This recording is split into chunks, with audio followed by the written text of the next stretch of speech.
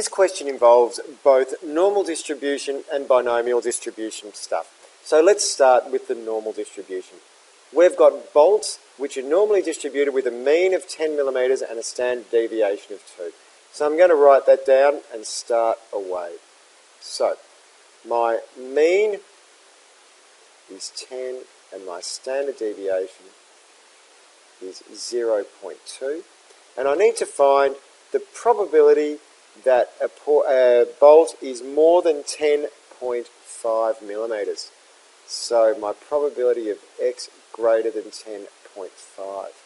What I'm going to do is chuck that into the calculator. Statistics. Calculate. Distribution. Here's normal. I don't want that. I actually want cumulative distribution. It's always handy to use cumulative distribution, even if you know you can use normal, because you know you're never going to make a mistake. My lower boundary will be 10.5. My upper boundary, I'll go to the keyboard and Maths 2 and I'll write infinity. Now, here's a bit of a trick, and this can stump you up a little bit. The first thing the calculator gives you is the standard deviation, not the mean. So we're going to write 0.2 there, and the mean is 10. And I find out that that is this. So I write it down, 6.2097 times 10 to the negative 3. That's what that means. So it is 0.006 is my probability. 0.62 is my probability. So my proportion of bolts that are greater than that is 0.62%, but I can write 0.0062. That's A, part 1. Part 2 says, what is the probability, or find the proportion between 9.9 and 10.1. So again, I'm going to write down probability 9.9x and 10.1. And if I really want to suck up to the examiner, I'll write low is 9.9, high is 10.1. I'll come back here and put these numbers in, and I get an answer of 0.3829.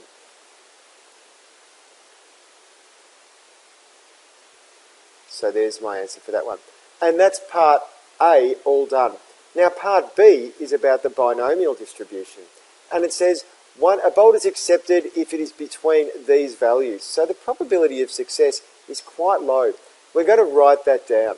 So my p-value will be the probability of bolt is between 9.9 and 10.1. So 0.3829. There are 10 bolts produced by the machine, so n will be 10. And I need to find the probability that all are accepted. So part 1 says that I'm looking for the probability x is 10. So now I'm going to go back to binomial distribution. So if I go menu, statistics, calc, distribution, and I look down here for binomial distribution, I can say x is 10, the number of trials is 10, and my probability is 0.3829. So my answer will be 6.7741 times 10 to the negative 5. If I was going to write that, I'd write 0.4067741. Really low probability. So that's that. If I wanted to, the other way I could do that is I could also say the probability that x equals 10 is p to the power of 10. And I could just calculate that. And if I did that, let's put it in there, 0.3829 to the power of 10. And wouldn't you know it, I get a number that looks awesome there.